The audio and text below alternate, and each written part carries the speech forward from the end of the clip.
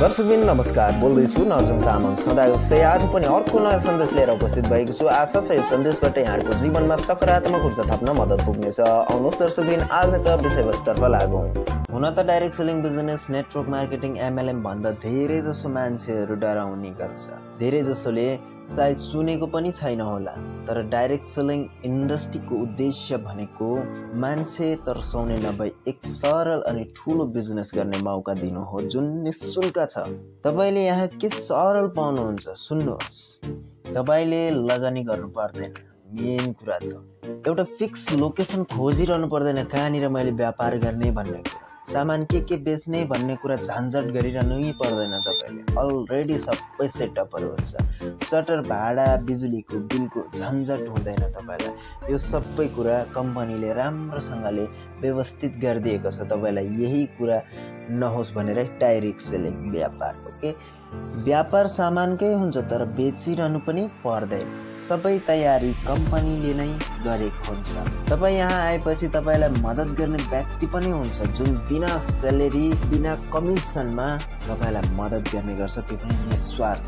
तपाईँ यो बिजनेस जबसँगै पनि गर्न सक्नुहुन्छ।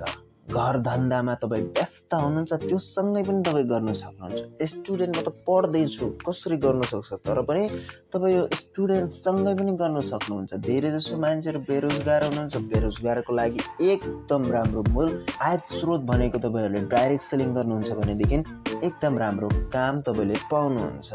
जे गर्दै हुनुहुन्छ त्यसकै साथमा तपाईँले मस्त यो बिजनेस गर्न सक्नुहुन्छ।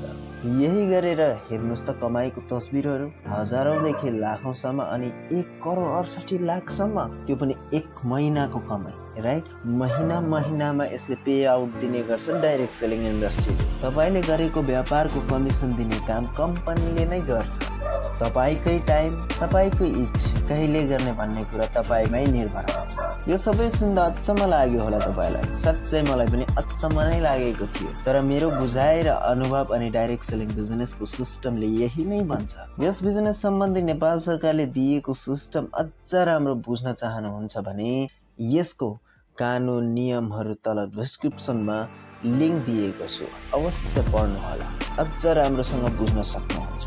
तर डाइरेक्ट सेलिङ बिजनेसमा अलिक धेरै कमाउने सोचमा हुनुहुन्छ भने तपाईँसँग नहुने कुरा भनेको इमान्दारी र अनुशासन हो। यी दुई कुरा तपाईँसँग छैन भने तपाईँ यो बिजनेस गर्न निकै गाह्रो अनि साह्रो पनि पर्नेछ। अब भन्नुहोस्, के तपाईँ इमान्दारी अनि अनुशासित हुनुहुन्छ? यदि हुनुहुन्छ वा बन्न चाहनुहुन्छ भने जसले तपाईँलाई यो भिडियो पठाउनु भयो उहाँसँग कुरा गरेर डाइरेक्ट सेलिङ बिजनेस सुरु गर्न सक्नुहुन्छ। यदि मसँग हेल्दी लिभिङ नेपाल प्रेस्टिज नामक 21 वर्ष पुरानो विश्वासिलो कम्पनीमा नीतिगत बिजनेस गरेर इमान्दारीका साथ अगाडि बढ्न चाहनुहुन्छ भने मेरो वाट्सएप नम्बर 9813005365 मा कन्ट्याक्ट गर्न सक्नुहुन्छ। तपाईँको भविष्य फलदायी रहोस्, शुभकामना।